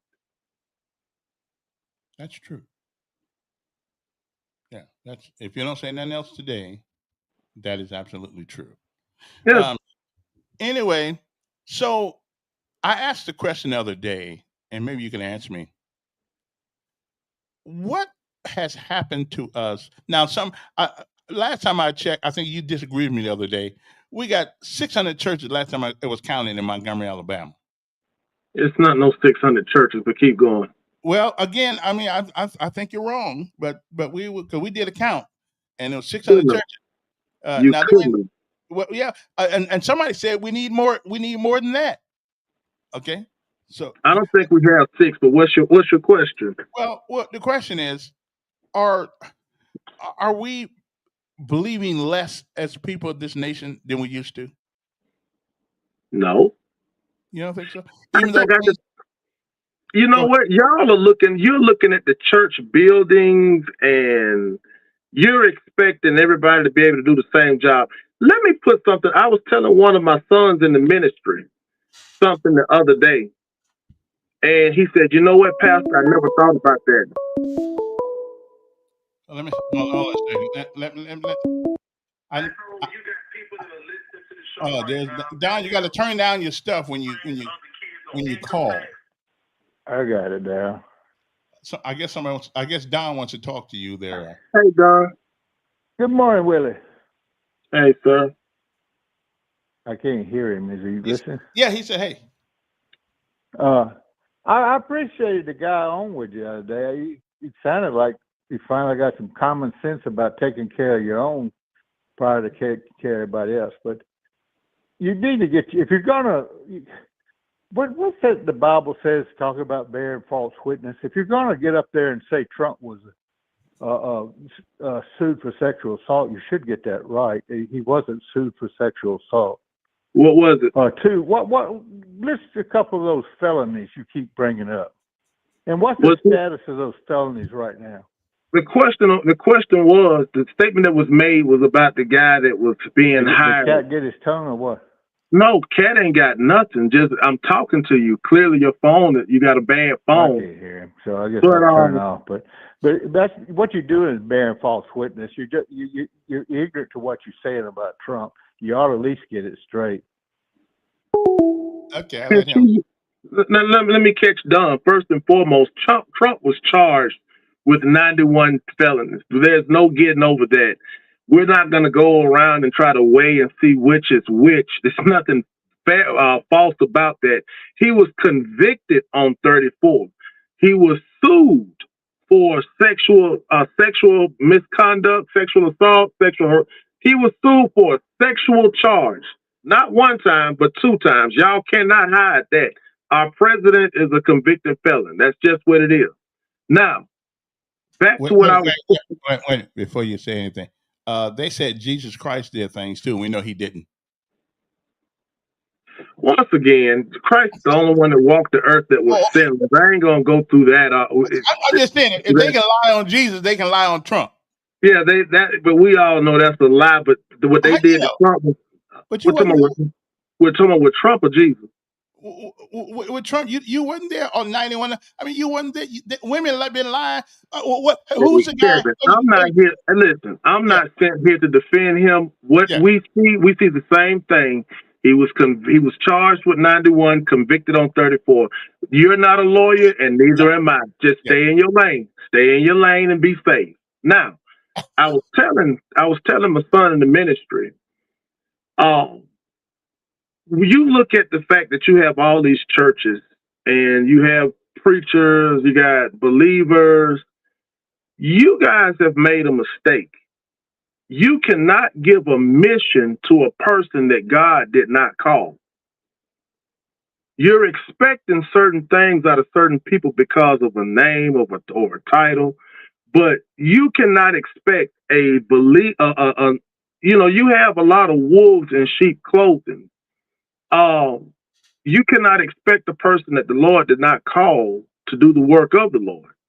If that's the case, then a lot of church members, not just pastors, a lot of church members should be flooding their very own communities and families, trying to get their family members to turn from their ways. Would you agree? Sure. Yeah. So, and what happens, I listen to you many a times and some of your callers, oh, well, the preachers, you know what? Some of them preachers the Lord ain't called. So you're expecting something. But how do we know? But how do we know that? You can tell a tree by the fruit it bears. I mean, some of the stuff is just pretty much you could try the spirit by the spirit. You look at what a person do, not what they say. You guys are very, very, very naive to certain things. If the Lord called you, He's going to equip you to do what needs to be done. And if we were to be honest with ourselves, it's just a lot of people that were not called, they just went. And a part of just, going, it's not in your heart to do ministry. And if it's not in your heart to do ministry, you're not going to do ministry. Okay. Good morning. You got to turn that down. Hello? Yes. I wanted to get this in before you lose your time. If you would go to Miss Marsha Johnson, I sent it to you so you didn't read it. So I'll go to her page. She's saying that if you are a SNAP recipient in Montgomery, Targetville, Elmo, Lowndes, and Bullock counties, you can reach out to 211. If not, be patient. And there are churches. There are about 40 churches that she has listed on her page. Churches that are doing things in the community about the food bank that you can receive food assistance. And if you go to her page, you also see the flyer where they have the time and dates that they will be open to assist you. Since you didn't do it, I'll call you. Well, my bad. If you wait a minute. Do me again. I get a lot of things while I'm doing this. If you send it to my messenger, I'll put it on my Facebook page too. I did. I sent it not only to your messenger, but I think I sent it to your both the blue and the green. Okay, I did. Yeah, I'm a. I know you can't do many things at one time, but I'm gonna get chewing bubble gum and walking at the same time is a hard task. Okay, but go to her page, and she's the only council person I see that has actually listed places that you can go. All right, that's okay. Thank you. So, Marsha Johnson has put a paper out. Well, I'll put it on my Facebook page when I get out of here. And people can go to. So evidently, there's some churches and some resources that are going to be available to people if you don't get your card anytime soon. And we'll put it on the thing. Is your church doing anything? Well, you always. Sir. We have a food bank ministry set up that we're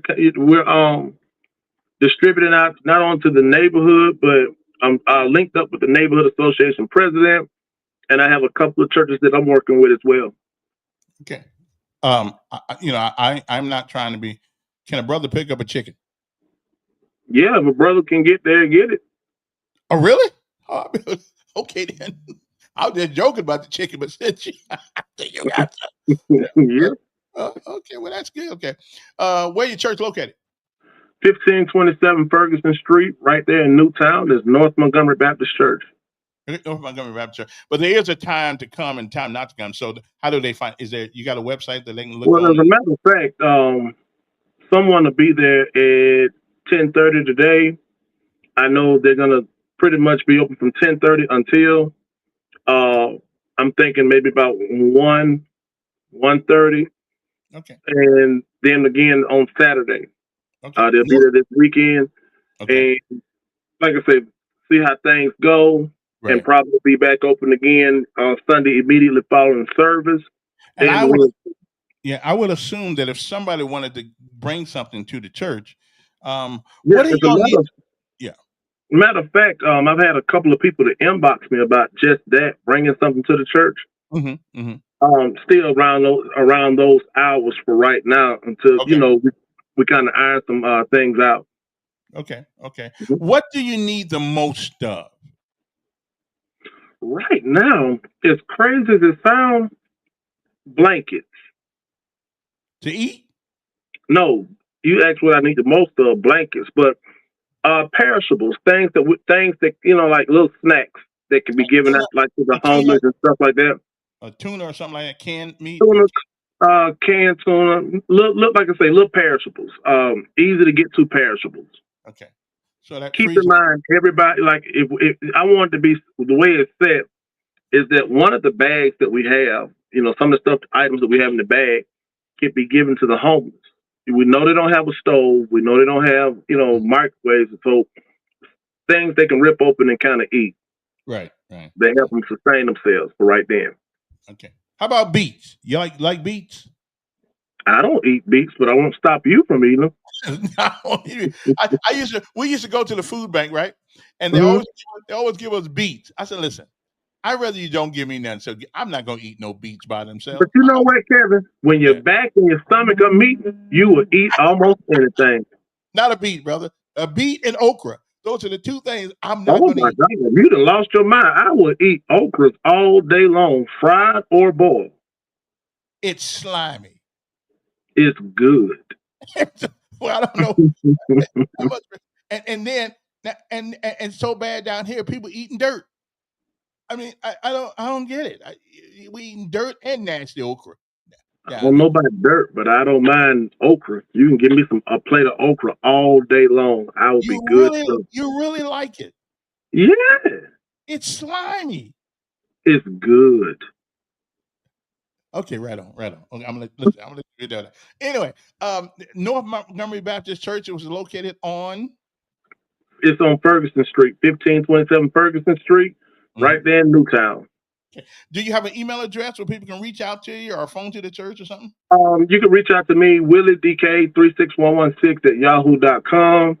You can also hit me on my Facebook page. It's under my nickname, Tony Knight. You can also hit the church page, North Montgomery Baptist Church. They do have a church page. You can hit it up as well. Okay. Yeah. Well, thank you, Pastor Knight. I appreciate you. Let me say, I want to say something else before you get me up out of here. Yeah. I want to encourage, because I've been looking and I've been seeing a lot of videos where our people are pretty much bragging about running up in these stores and stealing. I know. I saw some. Yeah. I highly encourage that you guys do not run up in these people's stores stealing.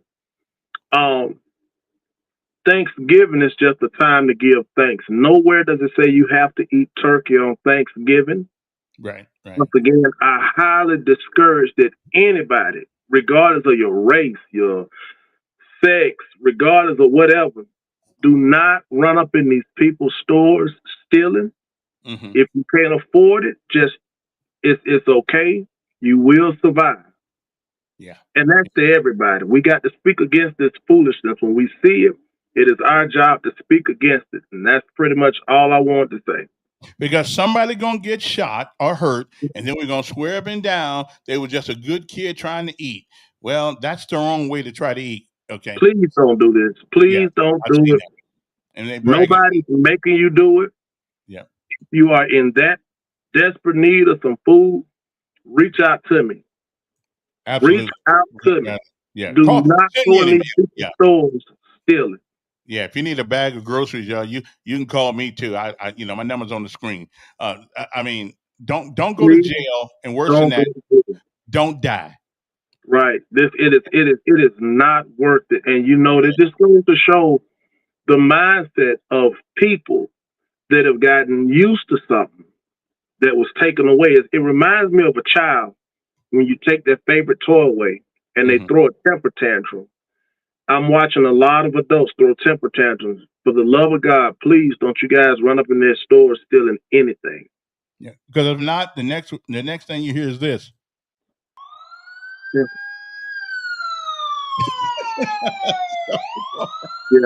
I'm just saying where it is. That's the next word you're going to, if you hear it. Yeah. If you can hear it. You're worth more than a dead bird. And a bag of groceries. Yeah. Yeah. You're worth more than that.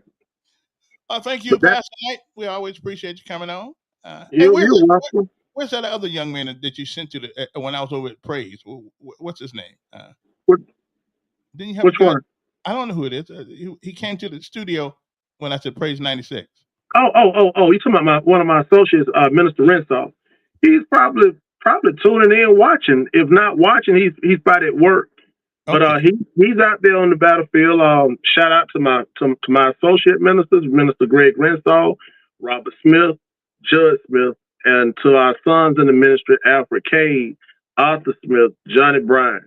Shout out to all of them, from the pastor, love you to from the moon and back. Can I get a deacon job over there? You sure? Who, you? Oh, no, man. Okay, never mind.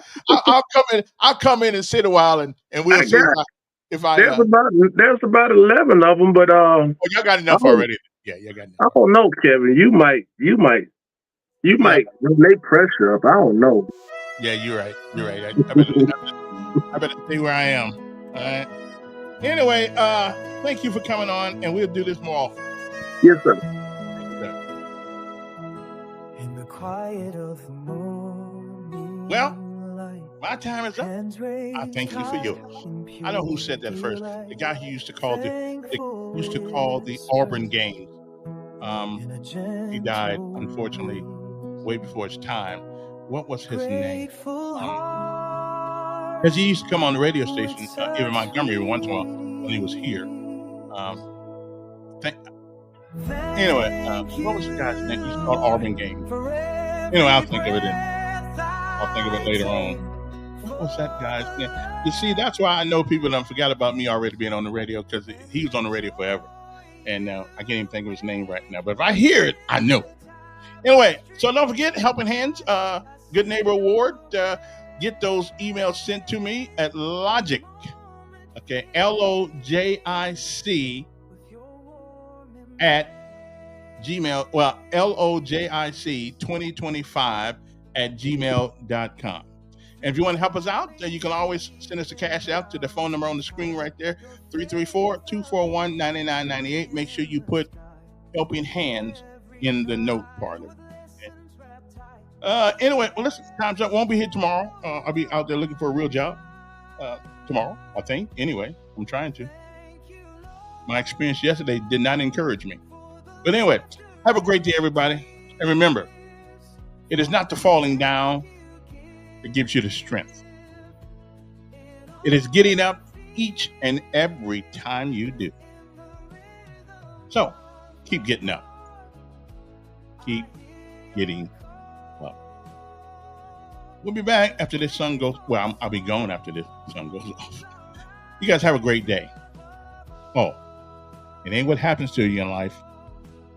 It's what you do about it. See you later. Have a great day.